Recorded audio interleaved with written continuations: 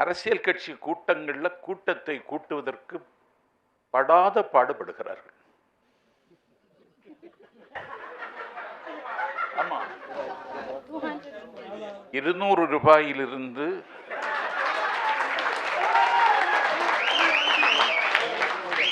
அது 300 ஆகி இப்போது 500 ஆகி வருகிறவர்கள் உட்கார்கிற நாற்காலியை போகும் பொழுது எடுத்துக்கொண்டு போகலாம் என்கிற அளவிற்கு நீங்க ஏதாவது ஐடியா கொடுத்துறாதீங்க. நிலைமை மோசமாகி வருகிறது.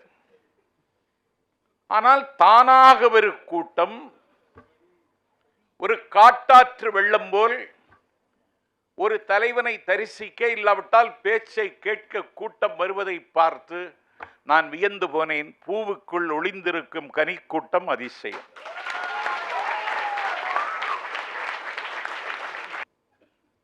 நோட்டு கொடுக்காமல் ஒரு கூட்டம் வருகிறது என்றால் அது விஜய்க்கு.